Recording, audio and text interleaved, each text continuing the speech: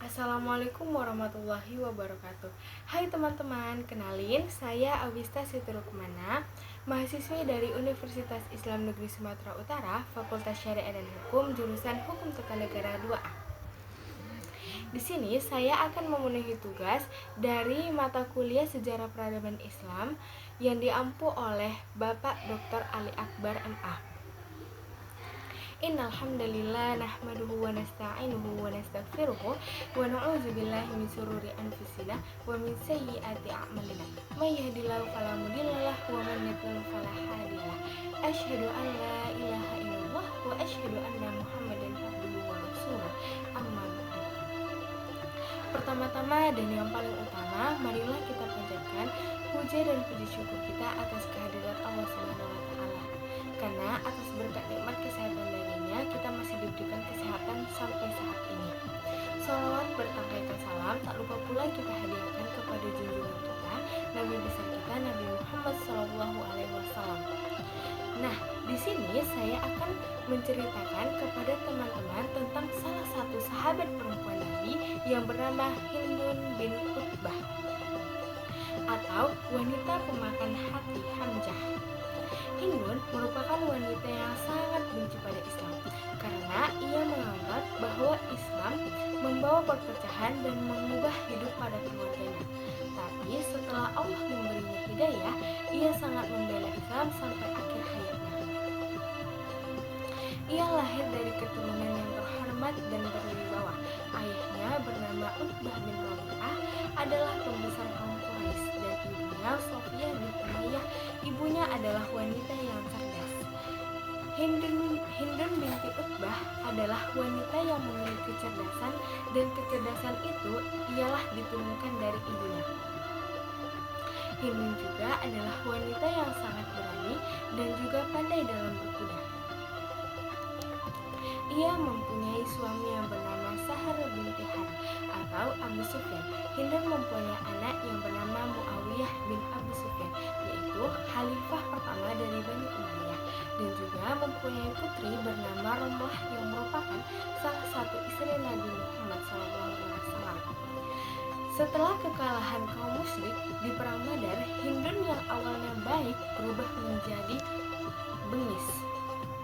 Karena pada saat kekalahan perang Badar itu, ayah dan saudara-saudaranya meninggal di tangan Hamzah.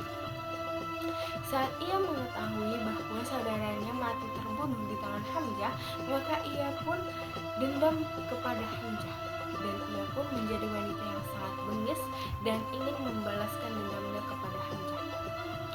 Setahun lebih seminggu terjadi pertempuran di Gunung Uhud, dan ia pun berdiri di barisan paling depan wanita musyrikin. Ia bertugas untuk mengobati pasukan yang terluka dan memberi semangat pada pasukan yang lelah di tengah-tengah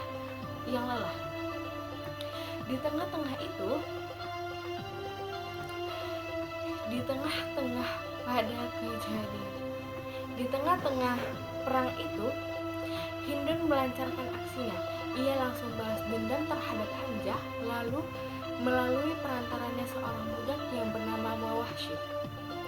Ketika Mawahsy berhasil membunuh Hamzah, datanglah Hindun yang merobek perutnya dan juga memakan hatinya Hamzah. Dan Hindun pun dikenal dengan julukan Akilatul Kitbah, yang berarti pemakan hati. Namun sekarang keadaan telah berubah. Kekuatan kaum muslim lebih besar dari kaum musyrik.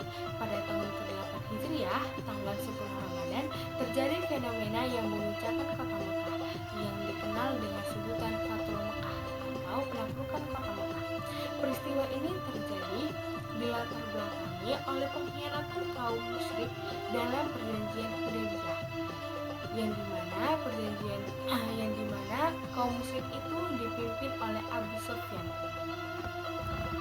Lalu Abu Sufyan telah berkali-kali meminta maaf kepada Nabi Muhammad karena atas kecurangan itu, tapi Nabi Muhammad tidak menghiraukannya.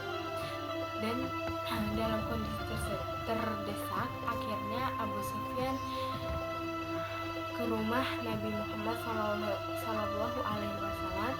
dan menyatakan keislamannya. Selepas dari situ, kaum musyrik dan Hindun mereka sudah menunggu kepulangan Abu Sufyan. Tapi pada saat Abu Sufyan pulang, Abu Sufyan menyatakan bahwa ia telah masuk Islam. Maka kaum musyrik dan juga Hindun kecewa dengan pernyataan Abu Sufyan ini. Hindun pun terkejut dan kesal setelah tahu bahwa suaminya itu masuk Islam. Dan pada saat itu Nabi ke Mekah, mereka berpikir bahwa Nabi ke Mekah itu ingin memerangi Mekah. Tapi Nabi ke Mekah itu ingin menyelamatkan kota Mekah dan mengembalikan fungsi Ka'bah sebagaimana mestinya. Ketika waktu sholat tiba, kaum muslim yang jumlahnya ribuan sholat berjamaah di Mekah. Hindun yang melihat kekhusyukan kaum Mekah tiba-tiba hatinya terharu dan merasa damai.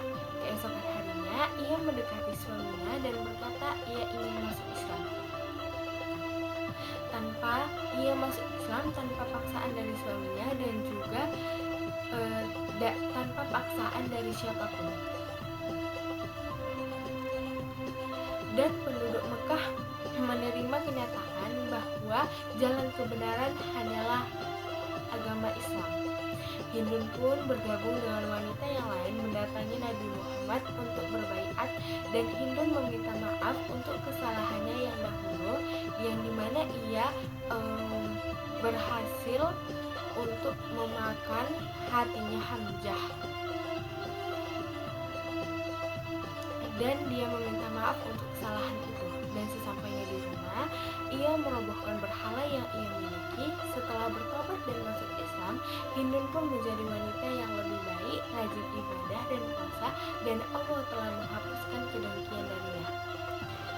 Hanya inilah yang dapat saya sampaikan untuk memenuhi tugas dari mata kuliah Sejarah Peradaban Islam. Apabila ada kesalahan dan kekurangan, saya mohon maaf. Kebenaran datangnya dari Allah dan kesalahan datangnya dari saya.